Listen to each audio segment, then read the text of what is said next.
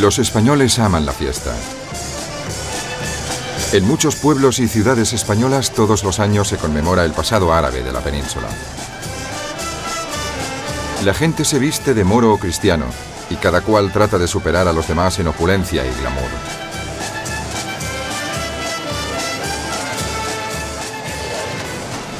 Que las batallas representen la invasión de los árabes en el siglo VIII o su expulsión por la reconquista cristiana es algo que no queda claro, al menos para los participantes.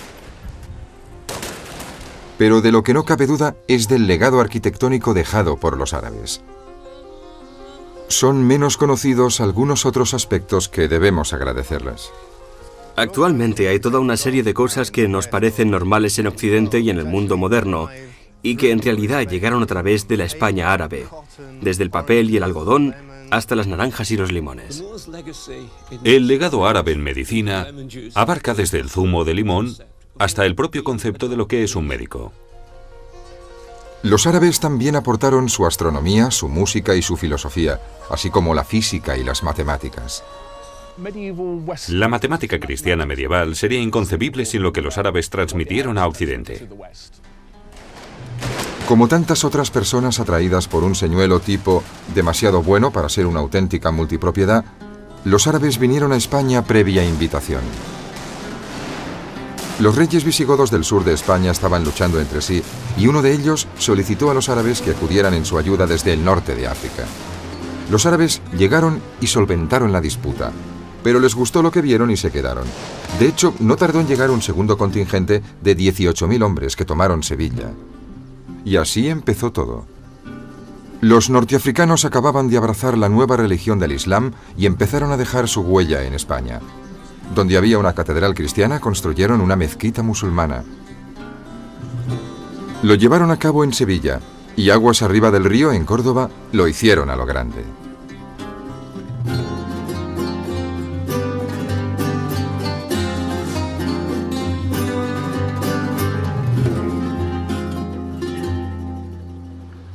Entran los árabes en el principio del siglo VIII. Los árabes vienen hacia Sevilla a través del río Guadalquivir, como han venido todas las personas que han llegado a la ciudad. Vinieron porque era el camino de expansión del Islam en los primeros tiempos. El Islam se expande por el mismo lugar que había estado antes el Imperio Romano. No ha quedado mucho de la Sevilla árabe, destruida por las exigencias conjuntas del comercio y la cristiandad.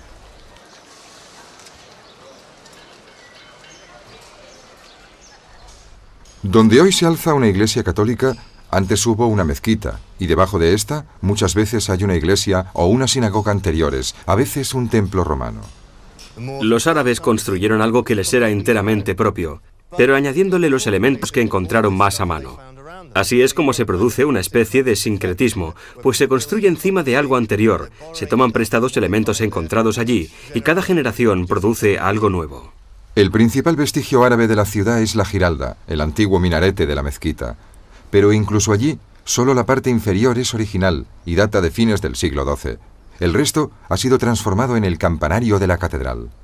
La Giralda es una buena imagen de Sevilla y de la historia de Andalucía. No se puede separar los pies romanos del cuerpo árabe y de la cabeza cristiana, porque si uno separa los pies de una persona no puede andar, si le quita el cuerpo no puede vivir y si quita la cabeza muere. El espacio de una antigua mezquita está ocupado hoy por una catedral concebida en el siglo XV. Las autoridades eclesiásticas deseaban un edificio de dimensiones tan monumentales que la posteridad creyera que estaban locos. Este es otro monumento cristiano que nos habla de la Sevilla mora. El Alcázar es todavía un palacio real, del que el general Franco fue huésped frecuente. Lo que actualmente se ve es casi todo de la era cristiana, aunque el complejo lo construyeron los reyes árabes cuando Sevilla fue la capital de Andalucía por poco tiempo. La influencia árabe perduró en Sevilla mucho después de que los dirigentes árabes desapareciesen. Estos dejaron tras de sí una tradición que atrajo a los conquistadores cristianos, pero sobre todo dejaron artesanos capaces de seguir esa tradición. La arquitectura realizada por artistas musulmanes bajo la dirección de cristianos se llama mudeja. Cuando se va conquistando las tierras que estaban en manos de los musulmanes, estos entran al servicio de los reyes cristianos. Y estos reyes cristianos se van a sorprender de la arquitectura que habían realizado los musulmanes. La obra maestra del arte mudéjar en el Alcázar es la fachada del Palacio de Don Pedro, el arquetipo de monumento árabe construido por un príncipe cristiano. Motivos cristianos y escudos de armas mezclados con textos del Corán. El rey hizo venir artesanos desde Granada y Toledo que reflejaron la fascinación del gobernante por el legado islámico.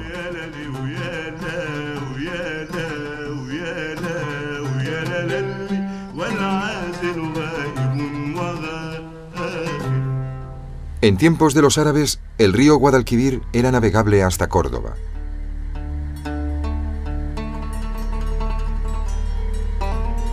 Y no mucho después de que los árabes tomaran el control de la zona, el centro del poder político se trasladó río arriba.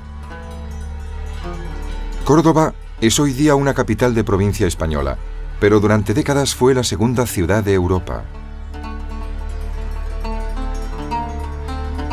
Y la gloria de Córdoba fue, y sigue siendo, su templo, la mezquita. La mezquita es uno de los edificios más asombrosos de la España musulmana. Arquitectónicamente es como un manifiesto del sincretismo de la España árabe. Allí hay materiales tomados de templos romanos y de iglesias visigóticas, pero con esos restos se creó algo enteramente nuevo.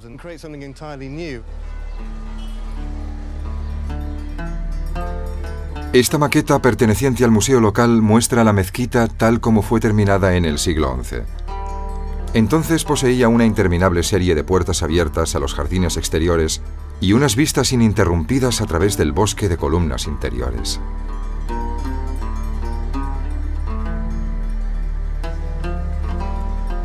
Era la mezquita más importante de la ciudad. La gente acostumbraba a venir para las plegarias vespertinas de los viernes. Es un poco como ir a una catedral en domingo, cuando se intenta acomodar allí a la mayor cantidad de gente posible. Otra cosa que llama la atención a quienes visitan la mezquita es la sucesión de arcos rojos y blancos, deslumbrantes e hipnóticos, pero muy prácticos.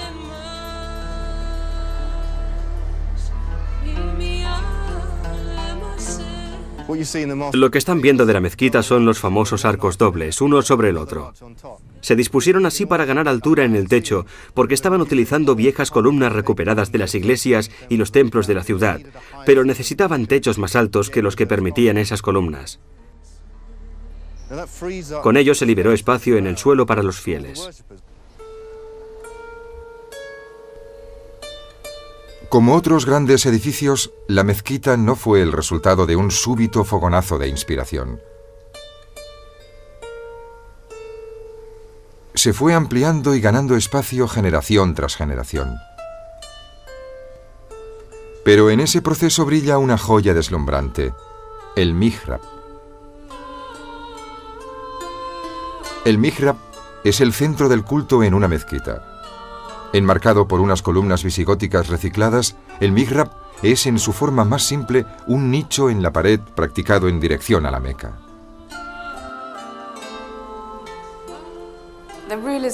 Los dirigentes de la España islámica del siglo X poseían un profundo sentimiento de unión con Siria, su patria original, de la que partieron los conquistadores de España en el siglo VIII. Trataron de evocar esa relación, ese legado familiar, decorando el mihrab de la Gran Mezquita de Córdoba con mosaicos vidriados que recordaban la decoración de lugares como la Mezquita de Damasco, en Siria, y la cúpula de la Roca de Jerusalén. También hay inscripciones en oro que evocan páginas del Corán y que hacen del Corán un objeto muy especial.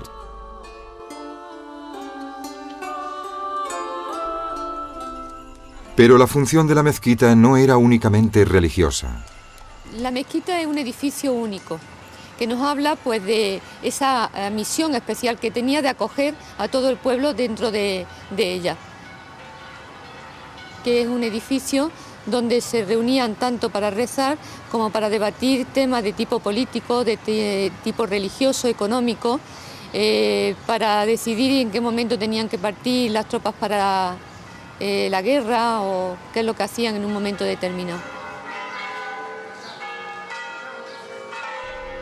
Ante semejante ir y venir, los arquitectos árabes prestaron especial atención a los accesos a la mezquita.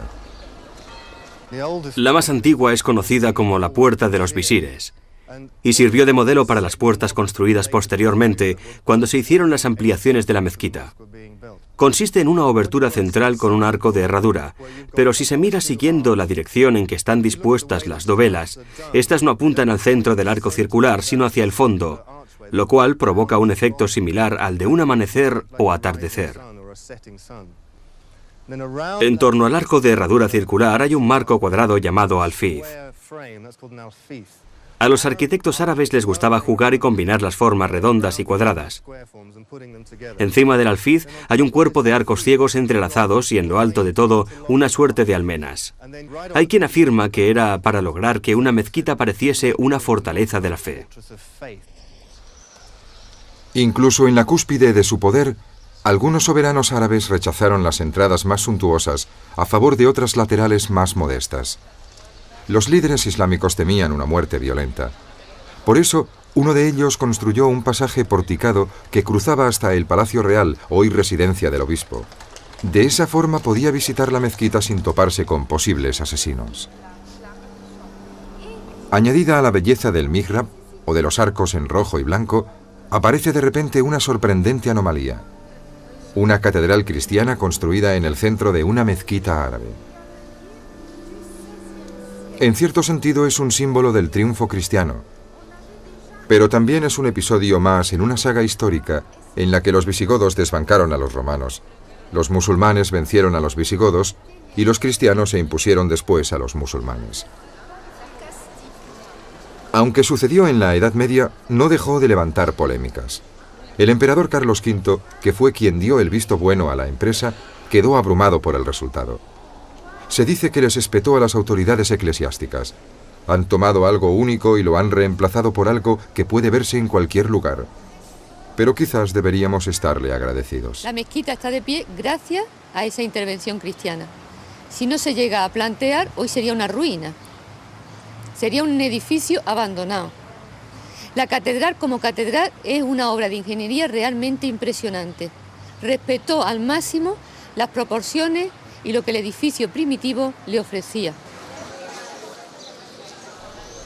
El tradicional patio de los Naranjos todavía invita a la charla y a las confidencias.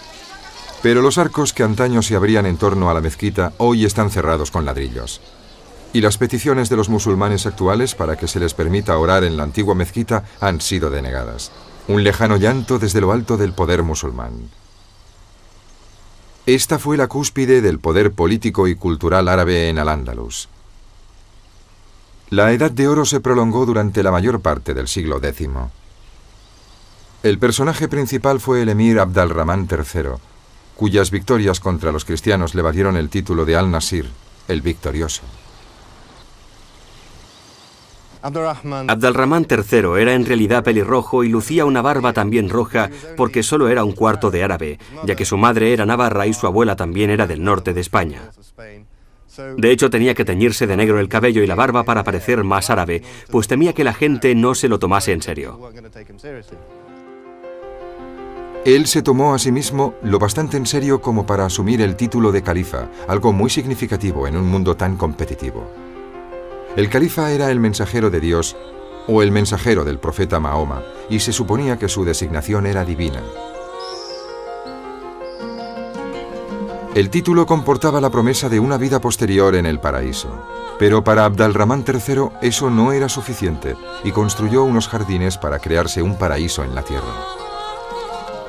La exuberancia de los jardines árabes es todavía evidente en toda Andalucía. Las callejuelas se sombrean con parras, los patios rebosan de flores, y por todas partes hay agua, que al evaporarse enfría el ambiente y refresca el espíritu.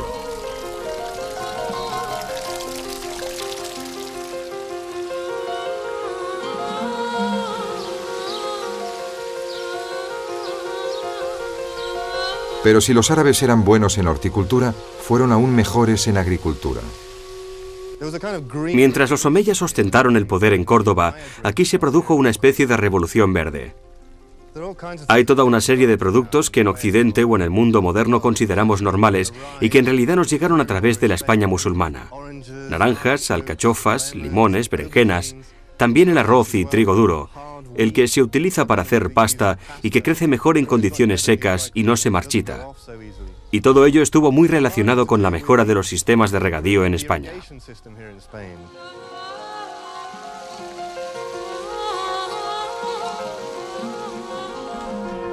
Incluso en lo alto de Sierra Nevada introdujeron la agricultura de regadío a gran escala, convirtiendo miles de improductivas hectáreas de monte bajo en fértiles tierras bien regadas.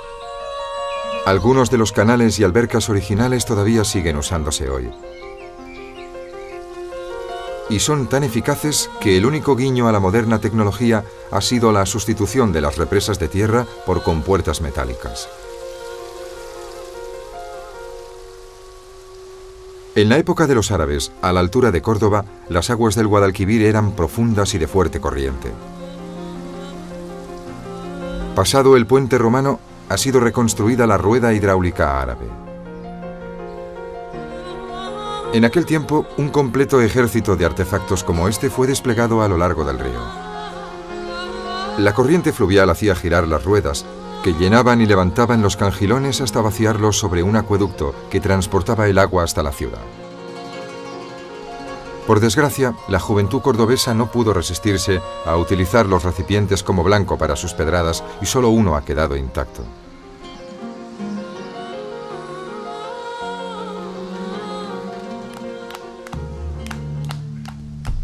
Córdoba no fue únicamente un centro artístico y político, fue asimismo un centro industrial y manufacturero, actividades que llevaban a cabo mayoritariamente los judíos.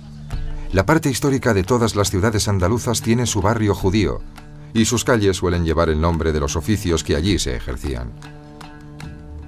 Bajo los visigodos cristianizados, los judíos solían estar en el último lugar a la hora del reparto de riquezas y privilegios.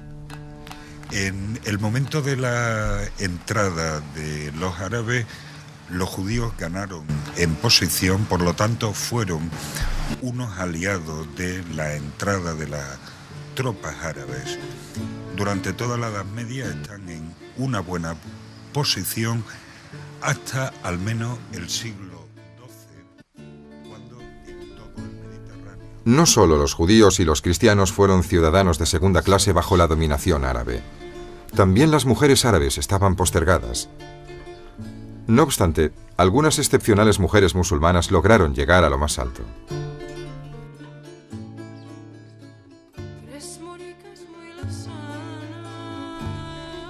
Lubna fue una famosa calígrafa y matemática que vivió en Córdoba en el siglo X.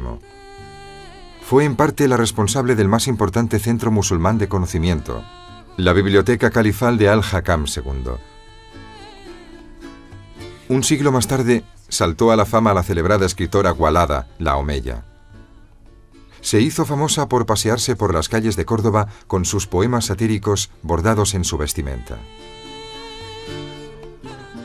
En Granada, Hafsa al-Rakunilla fue una respetada poetisa y pedagoga que ejerció una gran influencia sobre los soberanos locales. En la misma época, Fátima bint al-Mutana, filósofa, jurista y académica de Sevilla, fue la maestra del gran filósofo árabe Ibn al-Arabi, el hombre que después influiría en el más grande de los eruditos árabes, Averroes. Averroes fue uno de los gigantes intelectuales de Córdoba. Fue astrónomo, jurista, filósofo, médico y consejero de los gobernantes. Lo más curioso acerca de Averroes es que actualmente se le conoce más en Occidente que en el mundo islámico debido al amplio impacto que tuvo sobre la filosofía occidental en su intento de encontrar la cuadratura del círculo entre fe y razón, o cómo compatibilizar que por un lado uno pueda ser cristiano o musulmán y por lo tanto creer que Dios creó el mundo y al mismo tiempo pueda leer autores como Aristóteles y pensar: puedo comprender el mundo con solo mirarlo y observar. Ambas cosas no parecían encajar. Claro que tampoco el cuadrado filosófico de Averroes se ajustaba al círculo de las creencias musulmanas. Finalmente cayó en desgracia y fue condenado a ponerse en la puerta de la mezquita para que los auténticos fieles pudiesen escupirle al entrar. Mientras que para la mayoría de españoles Averroes representa solo el nombre de una calle, el efecto que él y otros estudiosos como él ejercieron sobre la medicina fue enorme.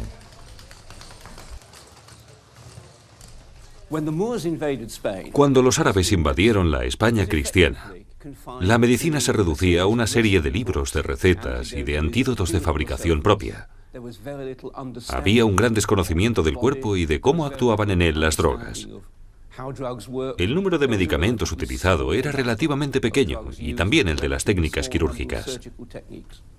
Médicamente, la España árabe iba muy por delante del resto de Europa, y una gran parte de sus conocimientos médicos venían de los griegos, pero también eran logros propios. Tomaban cosas de autores a los que estaban traduciendo como Dioscórides o Galeno, pero también observaban las propiedades medicinales de las plantas. Asimismo, desarrollaron toda clase de técnicas relacionadas con la cirugía. De hecho, quien vaya a los museos locales verá modelos de algunos de los instrumentos quirúrgicos utilizados habitualmente por los árabes y comprobará que no están tan lejos de los usados actualmente.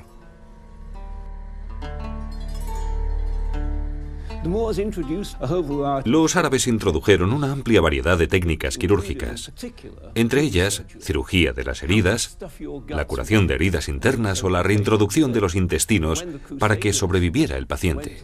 Cuando los cruzados llegaron a Tierra Santa, quedaron asombrados ante los médicos árabes por lo bien que sabían tratar las heridas. Uno de ellos era Maimónides, médico de la corte del líder árabe Saladino. Maimónides nació en Córdoba, en el seno de una familia judía, y aprendió medicina con los árabes. Fue perfeccionándose hasta convertirse en uno de los principales médicos y filósofos medievales. Pero no todos los libros de medicina fueron escritos por hispanoárabes. Una gran parte de estos conocimientos llegaron a España procedentes del resto del mundo.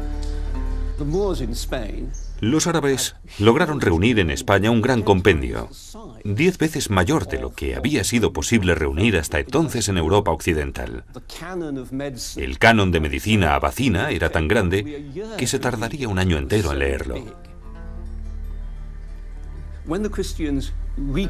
A lo largo de la Reconquista, los cristianos encontraron una floreciente cultura médica y decidieron traducir los tratados para los galenos que desconocían el árabe y solo hablaban latín. Así fue como en España se tradujeron todos los grandes libros de medicina árabe.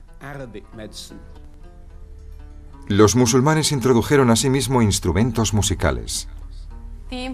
La influencia de los árabes en la música española se remonta a la invención de la notación en el siglo IX por parte de un sabio árabe, que posteriormente fue imitado por los músicos europeos.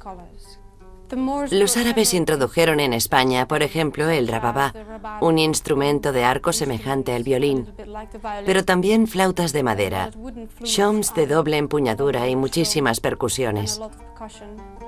Pero el instrumento principal, considerado el rey de los instrumentos, fue el ud.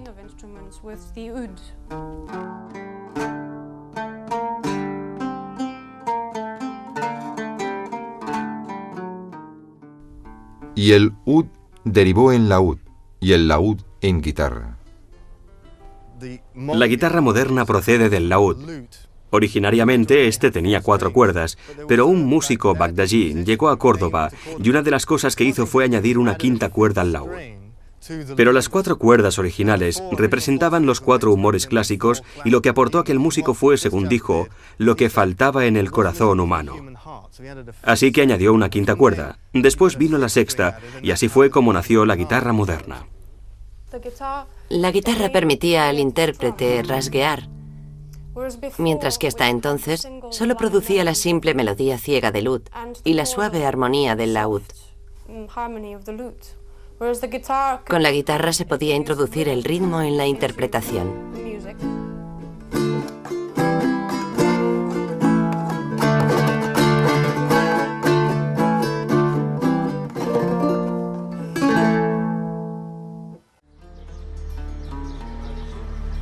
Mientras que la guitarra es el más famoso de los instrumentos relacionados con los árabes, España es más conocida actualmente por una original cultura musical. La ciudad de Sevilla fue gobernada antaño por los puritanos almohades, que impusieron la destrucción de los instrumentos musicales. Hoy es la ciudad en la que todas las noches, en lugares como la Carbonería, se interpreta un legado musical con sus raíces en la Andalucía mora, el flamenco. De hecho, en castellano un flamenco es el habitante de Flandes o un ave. Hay toda clase de teorías sobre si fueron los movimientos del ave los que inspiraron el baile flamenco. Y hay un largo debate acerca de en qué medida influyeron los árabes en el flamenco. En realidad, el flamenco es una mezcolanza de toda clase de formas musicales. Tiene influencias bizantinas, norteafricanas y judías. Además, está el folclore andaluz y, por supuesto, tiene influencias gitanas. Hay algún tipo de ritmo en el flamenco, como el de 12 compases, que es muy común en algunas formas musicales norteafricanas. Resulta difícil determinar qué porcentaje del flamenco procede de los árabes, pero la relación es indiscutible.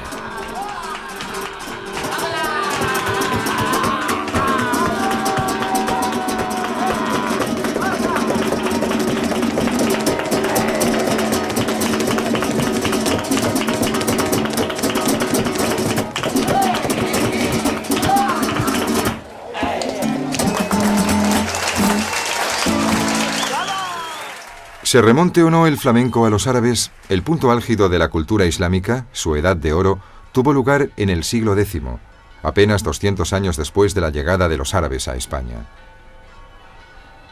Fue entonces cuando la máxima autoridad de Córdoba se proclamó califa o representante de Dios y ejerció su dominio sobre una amplia zona del sur de España. Abd al-Rahman III, el más poderoso de los soberanos de Córdoba, realizó una audaz tentativa encaminada a organizar la creciente burocracia.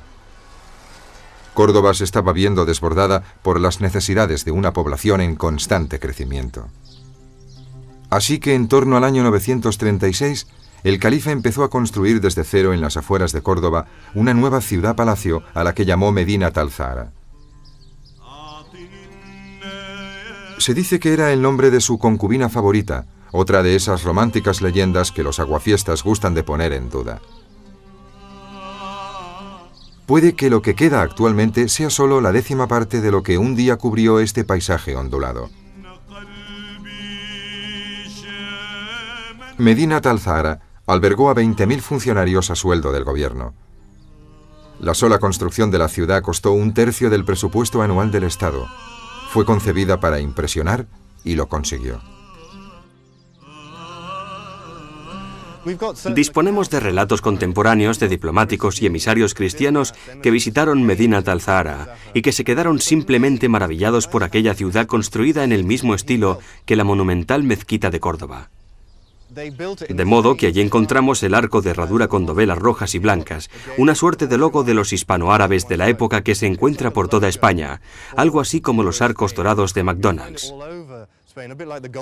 Utilizaron su arco de herradura con las franjas rojas y blancas a modo de logo. La estancia que ha quedado como testimonio es el Salón Rico del año 953, en el que bajo el signo distintivo del arco de herradura, Abd al-Rahman celebraba sus audiencias. El protagonista del recinto era un estanque de mercurio. Cuando los esclavos lo removían, la estancia se iluminaba con los rayos plateados de la luz solar reflejada en su superficie. Lo que puede verse en el Salón Rico es el resultado de una cuidadosa investigación. Los arqueólogos han tenido la prudencia de reconstruir únicamente lo que se conoce con certeza. Uno de los aspectos más curiosos de Medinat al-Zahara es el solitario baño construido en el sector residencial. En aquella época no eran corrientes los baños de inmersión. En Jaén hay un complejo de baños árabes que ha sido desenterrado al completo y cuidadosamente restaurado. Aquí, y en cualquier otro lugar de la España musulmana, los baños eran de hecho un anexo de la mezquita. Se usaban fundamentalmente para las abluciones rituales y en especial por los hombres antes de la plegaria del viernes. La gente se bañaba echándose agua por encima para luego pasar a la sala de vapor y a la de secado. Los baños eran alimentados por una compleja red de canalizaciones que transportaban el agua desde las termas locales. Había baños fríos, templados y calientes, todos ellos bajo las típicas luces cenitales en forma de estrellas de 8 puntas. Los árabes sentían verdadera pasión por las estrellas. Llegaron a poseer un amplio conocimiento de la astronomía. Fueron asimismo excelentes matemáticos. Álgebra es una palabra árabe. Con ello, y con los conocimientos de geometría que rescataron de los griegos y un sistema numérico que tomaron prestado de los indios, alcanzaron notables resultados. Uno de los mejores ejemplos de lo que lograron es el astrolabio. Aquí tengo uno. Este astrolabio se conoce como planisférico.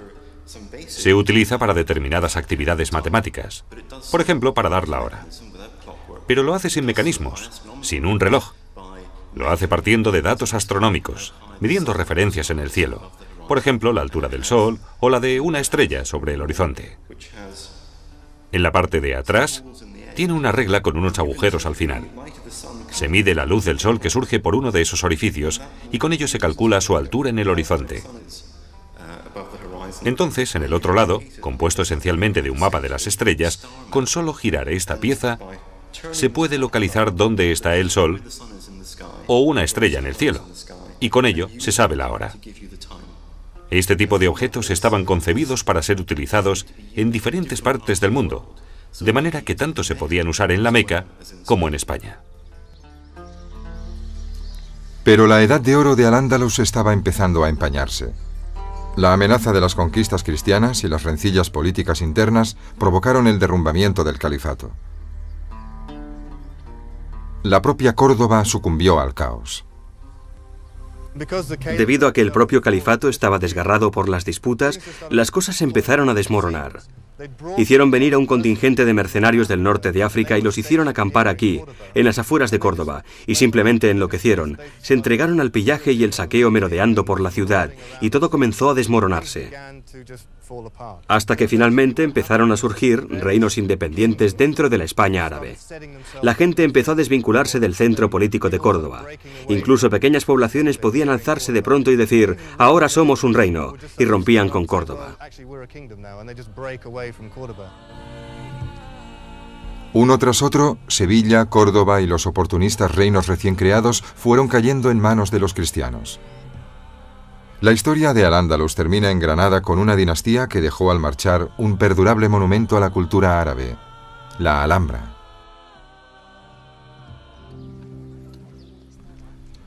La nazarí fue la última dinastía islámica en Al-Ándalus. El primer soberano, Mohamed I, construyó en el año 1237 su inexpugnable fortaleza tras arrebatar la ciudad a varias facciones enfrentadas. Ya habían sido construidas allí otras fortalezas, y él rodeó la Alhambra con una gran muralla de protección. Los siglos XIII, XIV y XV fueron muy sangrientos en España, y había que ser fuerte para sobrevivir. Estaba la amenaza de los príncipes cristianos, y en ocasiones también estaba la amenaza de los sultanes nómadas de Marruecos.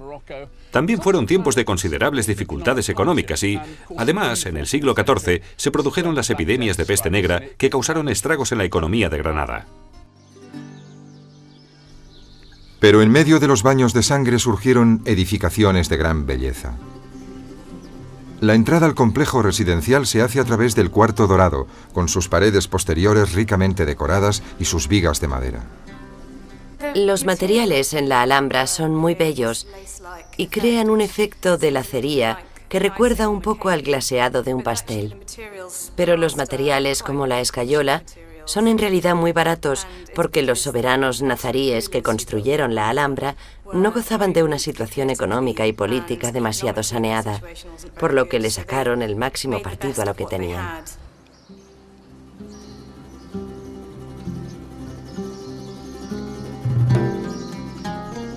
Las dos puertas fueron concebidas para engañar. La de la izquierda da acceso al palacio mismo, y la de la derecha conducía a los posibles asesinos hacia una serie de pasadizos sin salida. Al menos eso dice la historia. Y es posible que contenga su pizca de verdad. Al fin y al cabo, el rey que construyó esto, Mohamed V, fue encontrado flotando boca abajo en uno de los estanques de palacio. El Partal Una de las más antiguas zonas que quedan del palacio es de principios del siglo XIV. Está dominado por la Torre de las Damas, antaño ricamente decorada, pero en el siglo XIX la torre estuvo en manos privadas y sus interioristas se las arreglaron para destruir todo lo que había de valor.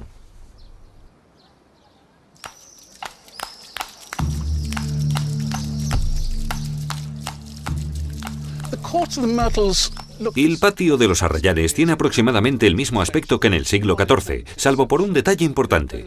Los setos que se alzan dificultando la vista no estaban ahí en su momento. Habría arrayanes, pero formando un lecho hundido. Una cosa que hay que recordar de la Alhambra es que uno no debe pasear, sino sentarse. De hecho, los arquitectos diseñaron todas las ventanas muy bajas y las vistas están concebidas para contemplarlas una vez sentado en el suelo. El punto medular de la Alhambra es el Patio de los Leones, situado justo en el centro. Es a la vez bello y ubicuo, orgullosamente exhibido en la cubierta de todas las guías y folletos turísticos. Pero sigue sin conocerse exactamente cuál era su función. Tal vez política, tal vez religiosa, aunque lo más probable es que fuese la acostumbrada mezcla de ambas. Los leones fueron un poderoso símbolo de realeza y autoridad. Y muchos soberanos de la antigüedad poseían leones, reales o esculpidos, debajo de sus tronos o asociados con sus palacios. En el Patio de los Leones de Granada, los de la Fuente evocan intensamente la realeza y autoridad de los soberanos nazaríes. Se ha dicho muchas veces que el Patio de los Leones era el palacio privado donde el sultán nazarí guardaba su harén. Un palacio de lujo voluptuoso. Yo no lo creo. Pienso que de hecho, y aunque no lo parezca, el Patio de los Leones era en realidad un centro de enseñanza religiosa. Parece un palacio suntuosamente decorado, pero ese es el aspecto que tienen las escuelas religiosas marroquíes de la misma época. Según paseas hoy en día por la Alhambra, la piedra arenisca le confiere un aire sereno. Incluso el Patio de los Leones ha sido comparado a un jardín de rocas budista por su atmósfera austera. Pero en su época, en el siglo XIV, todo estaba lujosa e intensamente pintado, con un aspecto muy parecido al de un palacio de Disneylandia, pero con telas por todas partes. Había tejidos en los suelos, colgados en las ventanas, cubriendo las puertas. En la España del periodo nazarí, la producción de seda tejida era una artesanía muy difundida y los dibujos de las telas evocaban intensamente los diseños arquitectónicos de la Alhambra. Paseando por los patios se puede apreciar el fantástico trabajo con el yeso y los azulejos. A primera vista el ojo no lo llega a captar, y en realidad, después de haber pasado horas contemplándola, el cerebro sigue sin poder percibir la fantástica elaboración decorativa. Una decoración que incluye 3 elementos: el diseño geométrico a base de estrellas y cuadrados, la decoración arabesca a base de una vegetación muy recargada, y por último, entremezclada en las dos, la decoración caligráfica. La caligrafía es muy importante en la Alhambra. En gran parte constituye un gran libro en piedra y quien sepa leerlo encontrará mensajes. También contienen mensajes la elaborada decoración de las estancias en torno a los patios. En el techo del Salón de los Embajadores se reprodujo la bóveda celeste. Y para transmitir su mensaje, el sultán se hizo construir el trono en este nicho. Todos cuantos le contemplaban quedaban deslumbrados por la luz procedente de la ventana posterior.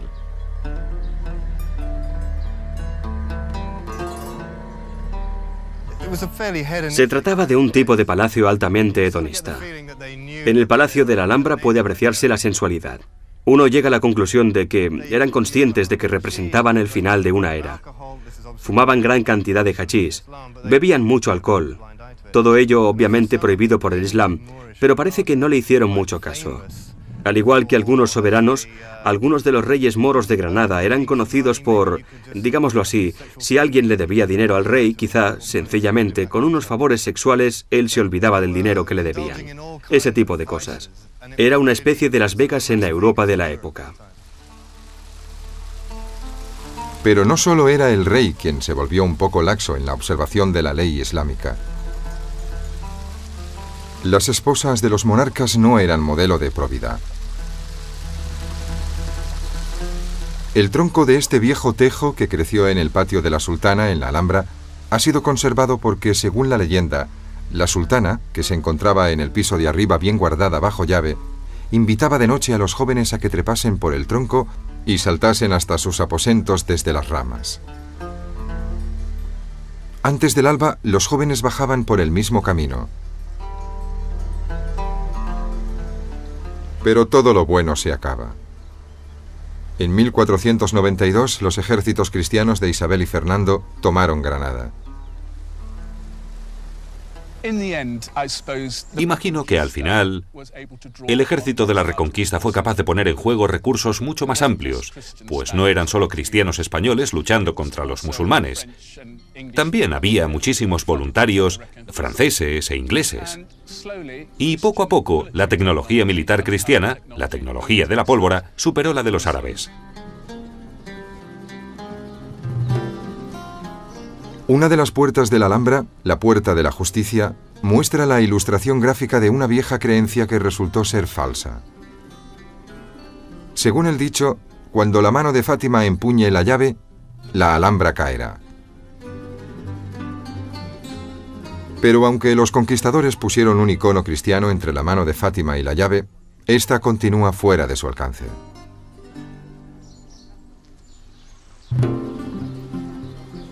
A los conquistadores cristianos les encantaba dejar la marca de sus victorias sobre los símbolos del Islam. En Sevilla construyeron la iglesia gótica más grande del mundo encima de una mezquita y erigieron un palacio cristiano encima de uno árabe.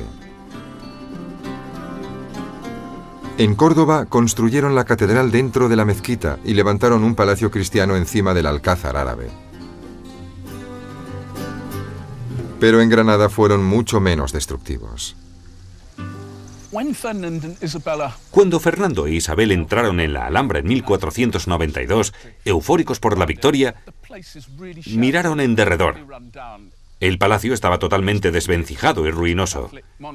Pero cosa rara en unos monarcas católicos, eran muy árabes en su gusto por los jardines, los interiores, las colgaduras, y lo primero que hicieron fue poner a trabajar a artesanos musulmanes para devolver al palacio su gloria pretérita.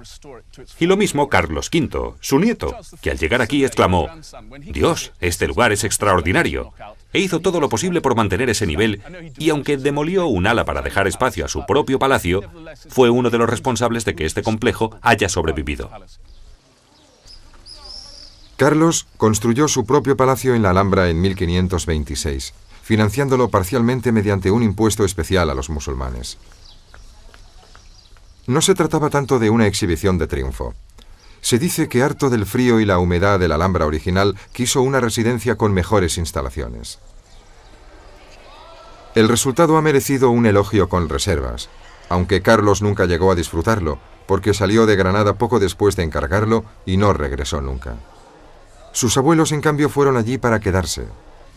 Aunque Fernando e Isabel estaban capacitados para disfrutar numerosos aspectos de la cultura islámica, no estaban preparados para transigir con otra religión que no fuera la católica. Su mensaje fue la conversión o el exilio. Y la Inquisición española se encargó de que la conversión fuese total. Podían detener a cualquiera por menudencias. En la última época, por ejemplo, podían detener a árabes por comer cuscús, algo que era considerado increíblemente herético, signo evidente de que se trataba de un musulmán camuflado que no se había convertido sinceramente al catolicismo. También resultaba sospechoso el aceite de oliva, porque los verdaderos cristianos cocinaban con manteca de cerdo y solo los moros poco de fiar utilizaban aceite. Todo eso era una locura total. Afortunadamente, el aceite de oliva sobrevivió a la Inquisición. Tras supervisar las últimas etapas de la reconquista de España, Fernando e Isabel se centraron en las conquistas exteriores. Contrataron a un joven navegante llamado Cristóbal Colón.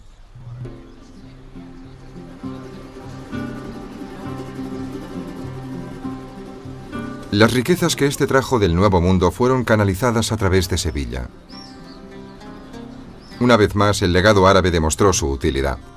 Ellos habían construido una torre a cada lado del río para sumergir cadenas que cerraban el cauce, a fin de proteger la ciudad. Fernando e Isabel adaptaron una de esas torres como casa de recepción para el oro que llegaba de América. Y de ahí su nombre, Torre del Oro.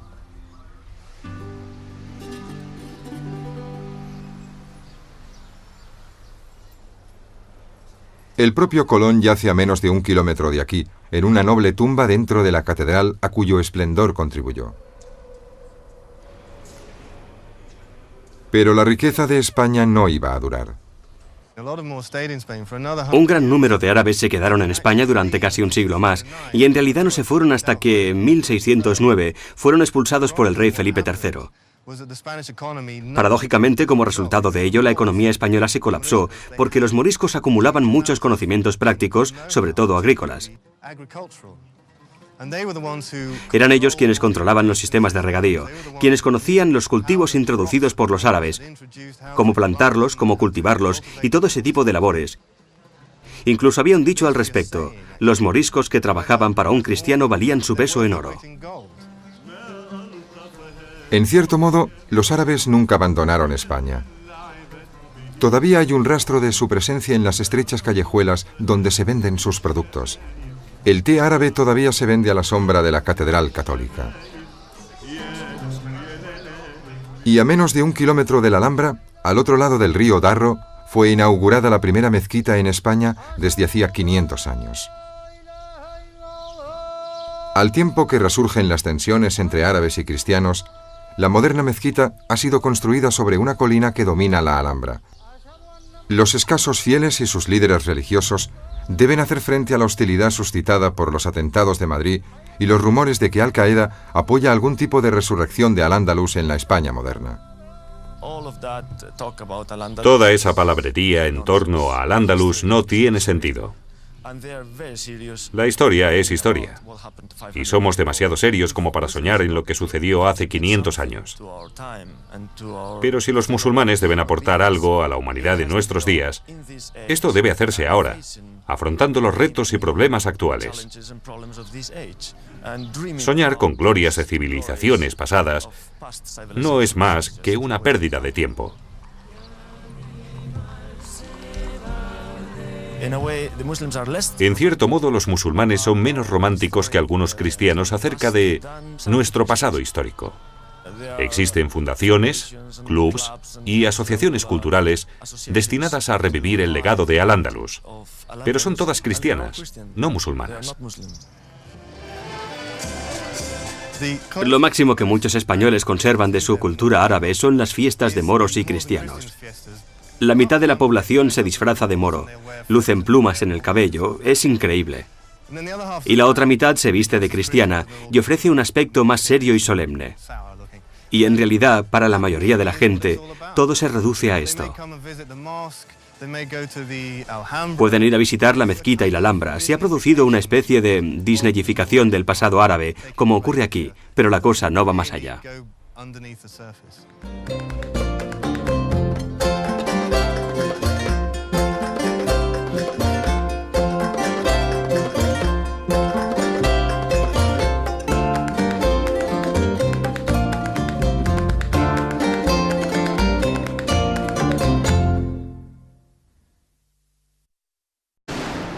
Los reyes visigodos del sur de España estaban luchando entre sí y uno de ellos solicitó a los árabes que acudieran en su ayuda desde el norte de África.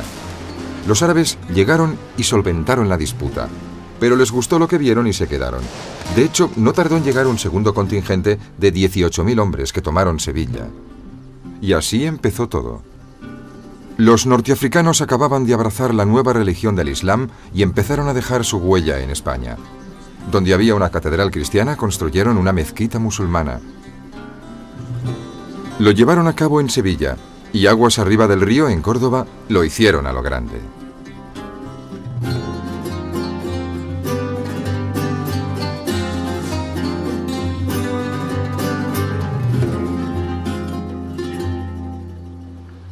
Entran los árabes en el principio del siglo VIII. Los árabes vienen a... Dos elementos encontrados allí, y cada generación produce algo nuevo. El principal vestigio árabe de la ciudad es la Giralda, el antiguo minarete de la mezquita. Pero incluso allí, solo la parte inferior es original y data de fines del siglo XII. El resto ha sido transformado en el campanario de la catedral. La Giralda es una buena imagen de Sevilla y de la historia de Andalucía. No se puede separar los pies romanos del cuerpo árabe y de la cabeza cristiana, porque si uno separa los pies de una persona no puede andar, si le quita el cuerpo no puede vivir y si quita la cabeza muere. El espacio de una antigua mezquita está ocupado hoy por una catedral concebida en el siglo XV. Las autoridades eclesiásticas deseaban un edificio de dimensiones tan monumentales que la posteridad creyera que estaban locos. Pero de lo que no cabe duda es del legado arquitectónico dejado por los árabes. Son menos conocidos algunos otros aspectos que debemos agradecerles. Actualmente hay toda una serie de cosas que nos parecen normales en Occidente y en el mundo moderno, y que en realidad llegaron a través de la España árabe, desde el papel y el algodón hasta las naranjas y los limones. El legado árabe en medicina abarca desde el zumo de limón hasta el propio concepto de lo que es un médico. Los árabes también aportaron su astronomía, su música y su filosofía, así como la física y las matemáticas. La matemática cristiana medieval sería inconcebible sin lo que los árabes transmitieron a Occidente. Como tantas otras personas atraídas por un señuelo tipo demasiado bueno para ser una auténtica multipropiedad, los árabes vinieron a España previa invitación. Hacia Sevilla a través del río Guadalquivir, como han venido todas las personas que han llegado a la ciudad. Vinieron porque era el camino de expansión del Islam en los primeros tiempos. El Islam se expande por el mismo lugar que había estado antes el Imperio Romano. No ha quedado mucho de la Sevilla árabe, destruida por las exigencias conjuntas del comercio y la cristiandad.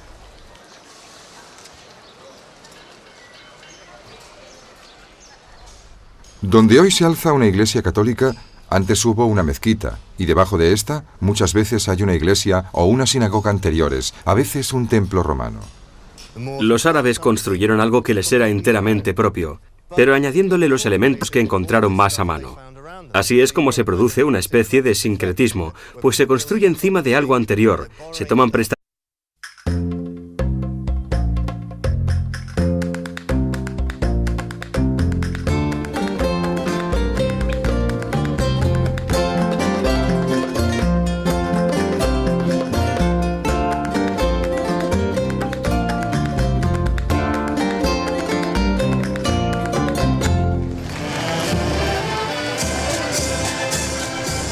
Los españoles aman la fiesta. En muchos pueblos y ciudades españolas todos los años se conmemora el pasado árabe de la península. La gente se viste de moro o cristiano y cada cual trata de superar a los demás en opulencia y glamour.